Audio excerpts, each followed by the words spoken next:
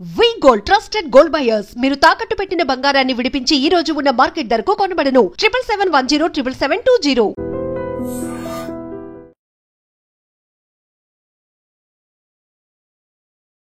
Welcome to iDream media. So high blood pressure ఇబ్బంది పెడుతూ ఉంటుంది. సో దానికోసం టాబ్లెట్స్ వాడుతూ ఉంటారు. మరి ఆల్కహాల్ తీసుకునే అలవాటు ఉన్న వాళ్ళు ఎలాంటి జాగ్రత్తలు తీసుకోవాలి వివరాలు తెలుసుకున్నాం. మనతో పాటు ప్రముఖ internal medicine specialist doctor Rajesh Ukkala గారు ఉన్నారు. డాక్టర్ గారు నమస్తే అండి. నమస్తే డాక్టర్ గారు, హై బ్లడ్ ప్రెషర్ అంటే జనరల్గా ఒక 100 మంది ఉంటే ఎంతమందికి ఉంటుంది? సో బేసిక్లీ దీని స్టాటిస్టికల్ డేటా ట్రూ పిక్చర్ తెలియట్లేదు. But at least from the age criteria తీసుకుంటే అబౌవ్ ద ఏజ్ ఆఫ్ 30 నా ఉద్దేశంలో అరౌండ్ 50 to 60% ఆఫ్ పీపుల్కి బ్లడ్ ప్రెషర్తో ఎఫెక్ట్ అవ్వడం గమనిస్తున్నాను. టెస్టులు చేసుకుంటే తెలుస్తుంది. ఎస్, జస్ట్ ఎగ్జామినేషన్ చేసుకున్నా తెలిసిపోద్ది, కానీ అది కూడా ఇష్టపడరు. అవును, ఒకవేళ అది డిటెక్ట్ అయినా కానీ ఇది ఇప్పుడే తప్పు వచ్చిందిలే, ఇది వరకు నాకు నార్మల్ ఉండేదిలే అనేది చాలా ఎక్కువ, ఆ ఎక్స్క్యూజ్ అనేది చాలా ఎక్కువ చూస్తాను నేను. అంటే ఇంట్లో చూసుకుంటే కూడా డాక్టర్ గారు, ఇప్పుడు బీపీ ఉందా లేదో చెక్ చేసుకుందామని ఇంట్లో ఫస్ట్ ఒకసారి చూస్తే 140/90 ఉంటుంది. ఒక 2 నిమిషాల గ్యాప్లో చూసుకుంటే మళ్ళీ తక్కువ వస్తుంది. ఇంకో 2 నిమిషాల గ్యాప్లో చూసుకుంటే ఇంకా తక్కువ వస్తుంది. అప్పుడు ఏది కరెక్ట్ అన్నట్లు?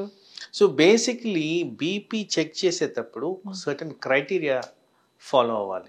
ఈ క్రైటీరియాలో ఏంటంటే ఫస్ట్ పర్సన్ బాగా రిలాక్స్డ్ మోడ్లో ఉండాలి.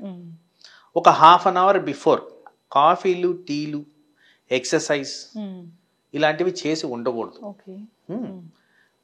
బీపీ చెక్ చేసే టైంలో పడుకొని రెస్టింగ్ ప్లేస్లో ఉండి ఆర్మ్, హార్ట్, మెషిన్ అన్నీ ఒకే లెవెల్లో ఉండేటట్టు మనం చేసుకోవాలి. ఒకవేళ పడుకునే పరిస్థితి లేకపోయినా కూర్చున్నా కానీ అదే లెవెల్లో మెయింటైన్ అయ్యేటట్టు చేసుకోవాలి. పడుకోవడం ఎందుకు పెడుతున్నానంటే పడుకున్నప్పుడు రిలాక్సేషన్ అనేది బెటర్గా ఉంటుంది. హాస్పిటల్ అది కుదరదు కాబట్టి జనరల్గా అది చేయం. బట్ కూర్చున్నా కానీ కూర్చునే పద్ధతి ప్రాపర్గా చూసుకుంటే అది correct way of doing blood pressure. మీరు అన్నట్టు ఎలక్ట్రానిక్ ఆపరేటిస్ వాడినప్పుడు అట్లీస్ట్ 3 రికార్డింగ్స్ మీన్ అగ్రిగేట్ తీసుకుంటే అది కరెక్ట్ పద్ధతి. సో ఇలాంటివి చేస్తున్నప్పుడు తరచుగా చాలామంది చేస్తున్న మిస్టేక్స్ ఏంటంటే ఫోన్లో మాట్లాడడము, ఎవరితో మాట్లాడడము, ఎవరితోనో నవ్వుకోవడము, ఇలాంటివి కాకుండా సైలెంట్గా ఉండడం అనేది ఇంపార్టెంట్. సో ఈ హాఫ్ అన్ అవర్ రిలాక్సేషన్ వల్ల బేస్ లైన్ బ్లడ్ ప్రెషర్ అనేది మనకు వచ్చేస్తుంది. తర్వాత మీరు ఇందాక అడిగిన క్వశ్చన్లో వేరియబిలిటీ, ఎందుకు నంబర్స్ వేరీ అవుతున్నాయి అంటున్నారు. సో ఈ నంబర్స్ వేరియేషన్ ఏంటంటే జనరల్గా మనం బ్లడ్ ప్రెషర్ తీసుకుంటున్నప్పుడు కుదుటుగా వా దగ్గర కూర్చొని కాసేపు ఆగి తీసుకుంటున్నాం కాబట్టి మీరు దానికన్నా ముందు చేస్తున్న యాక్టివిటీ రికవరీ అవుతుంటారు కాబట్టి బ్లడ్ ప్రెషర్ స్లోగా తగ్గుతూ వస్తుంది. సో అందుకోసం నేను అంటున్నాను కదా, మీన్ యావరేజ్ తీసుకోండి. ఆ 3 రికార్డింగ్స్కి మీన్ యావరేజ్ తీసుకుంటే వచ్చేదే మీ true amount of blood pressure. Okay, so 140, 130, 125 so ఇలా పైన రీడింగ్స్ వచ్చింది అనుకోండి డాక్టర్ గారు, అప్పుడు వాళ్ళకి ఎంత ఉన్నట్లు? సో మీరు చెప్తున్న 120, 130, 140 ఆ మూడింటిని యాడ్ చేసుకోండి. మూడింటిని యాడ్ చేసుకొని నంబర్ 3 డివైడ్ చేసుకుంటే వచ్చే అగ్రిగేట్ అది మీ true reflection of blood pressure. This falls into a normal criteria, abnormal level కాదు. హవెవర్ సేయింగ్ దట్ ఒక నార్మల్ పర్సన్కి బ్లడ్ ప్రెషర్ అనేది లెస్ దెన్ 120, లెస్ దెన్ 80 ఉండాలి. అది ఇంపార్టెంట్. ఇంకా బ్లడ్ ప్రెషర్ ఉన్న వాళ్ళకి 130, 85 వరకు టార్గెటెడ్ బ్లడ్ ప్రెషర్ అనేది అలౌడ్. వేరియబిలిటీ అనేది ఎక్కడ వస్తుంది అంటే మీరు ఫైట్ చేస్తున్నారు, ఎక్సర్సైజ్ చేస్తున్నారు, సరిగ్గా నిద్రపోలేదు, ఏదైనా గొడవ పడుతున్నారు, హెడేక్గా ఉంది, స్ట్రెస్ ఉంది, ఇలాంటి వాటిలో బ్లడ్ ప్రెషర్ పెరగడం సహజమే. కానీ ఆ లెవెల్ పెరగడం అనేది ఎక్కువసేపు అలాగే ఉండడానికి లేదు. Sustained elevation of blood pressure అనేది కరెక్ట్ కాదు. Transient elevation of blood pressure is a normal phenomena. అది హార్ట్ ఫంక్షనాలిటీని కూడా మనకు తెలియపరుస్తుంది కాబట్టి, హార్ట్ బాగా దృఢంగా ఉందని చెప్తుంది కాబట్టి small amount of changes of blood pressure for a short period of time అనేది యాక్సెప్టబుల్. ఓకే, అట్లా ఉండాల్సిందే.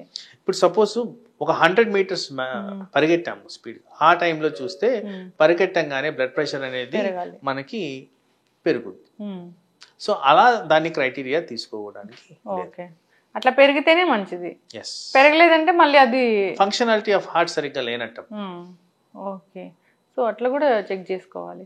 ఎస్ డాక్టర్ గారు, అంటే బీపీ టాబ్లెట్లు వాడుతున్నా కానీ ఒక్కొక్కసారి బీపీ పెరిగిపోతుంది అంటే ఏమైనా తినే ఆహార పదార్థాలు కారణం అవుతాయా? ఉప్పు అలాంటివి ఎక్కువగా తినడం వల్ల? Most common factors affecting blood pressure most కామన్గా నిద్ర సరిగ్గా లేకపోవడం, మానసిక ఒత్తిడి, lack of exercise, high cholesterol, high salt content, ఊబకాయము, ఒబ్స్ట్రక్టివ్ స్లీప్ అప్నియా అండ్ కొన్ని రకాల underline heart conditions and organ failures blood ప్రెషర్కి దారితీస్తాయి. బీపీ టాబ్లెట్ వాడుతున్న వాళ్ళు ముఖ్యంగా ఎలాంటి జాగ్రత్తలు తీసుకోవాలి? 100% చెప్పిన డోస్ సరిగ్గా టైంకి వేసుకోండి. చాలా మందిలో ఈ రోజు కూడా నేను నా ప్రాక్టీస్లో చూసింది 11 గంటలకి 12 గంటలకి టాబ్లెట్ ఇప్పుడే వేసుకున్నాను సార్, ఇప్పుడే ఇడ్లీ తిన్నాను, ఇప్పుడు వేసుకున్నాను. ఇది చాలా రాంగ్. వేసుకోవాల్సింది 8 o'clock. 8 o'clock మందు వేసుకోండి. సాయంత్రం కూడా మీకు మందు ఉంటే అది కూడా 8 o'clock వేసుకోండి. జనరల్ డాక్టర్ ప్రిస్క్రిప్షన్స్లో 8 and 8 ఎక్కువగా టైం మెయింటైన్ చేయడం అనేది ఎక్కువగా ఇంపార్టెంట్. Then appropriate dose. ఇప్పుడు దాంట్లో కెమికల్ ఫార్ములేషన్ ఏముందనేది చాలా మందికి తెలీదు, మందు కూడా చాలా మందికి గుర్తుండదు. ఏదో ఊరికి వెళ్తారు, బ్లడ్ ప్రెషర్ మందు తీసుకెళ్లేదు, వాళ్ళకి గుర్తుండదు, అక్కడికి వెళ్ళి మెడికల్ షాప్లో ఏదో ఒకటి తీసేసుకొని వేసుకుంటా ఉంటారు. దానివల్ల కూడా ఇన్అప్రోప్రియేట్ డోసింగ్.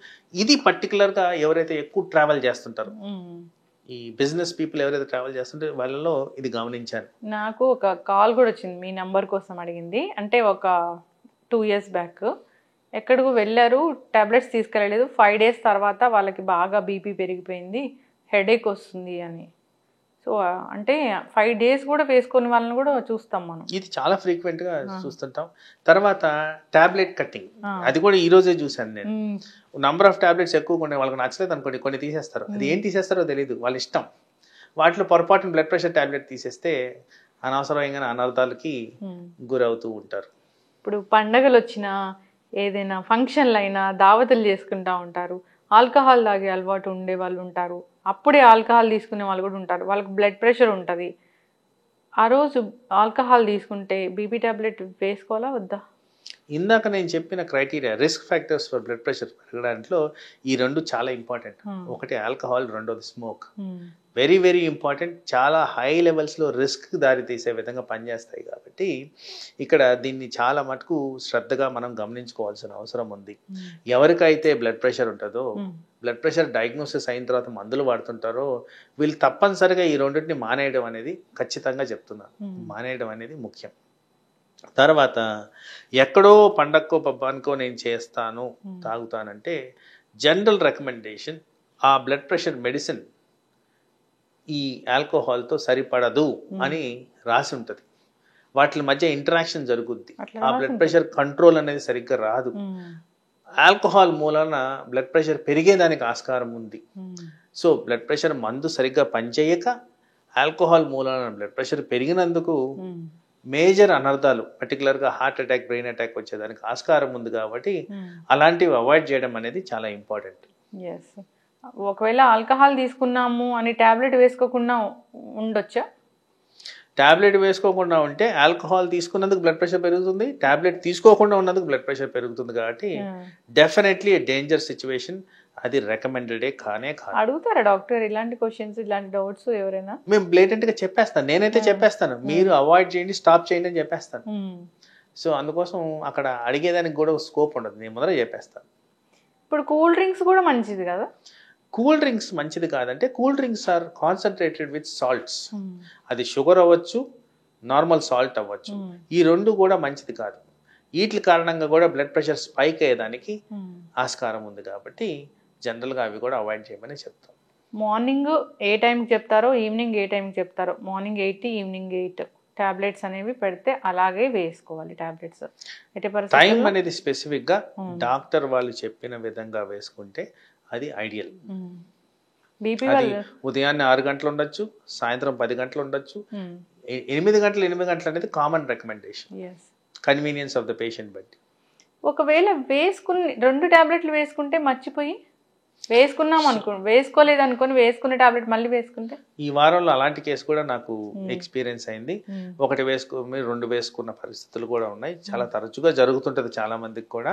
అలాంటివి జరుగుతున్నప్పుడు వాటర్ ప్రాపర్గా తీసుకోవడం అనేది ఇంపార్టెంట్. ఫ్లూయిడ్ హైడ్రేషన్ మెయింటైన్ చేస్తే జనరల్గా బ్లడ్ ప్రెషర్ డౌన్ అవ్వకుండా కాపాడుతుంది. ఎక్కువ శాతంలో డిఫరెన్స్ రాదు. కాబట్టి మా target of blood pressure around 140-130 మధ్యన మెయింటైన్ చేయడానికి ట్రై చేస్తాం. కాబట్టి 90-60 వరకు accepted level of blood pressure. దానివల్ల అనర్థాలకు గురవ్వకుండా ఉంటారు. కాస్త వీక్నెస్ అనిపించినా కానీ నీళ్లు సరిగ్గా తాగినందు వల్ల మెయింటైన్ అవుతుంది. కాబట్టి ఎక్కువగా ప్రాబ్లం రాదు.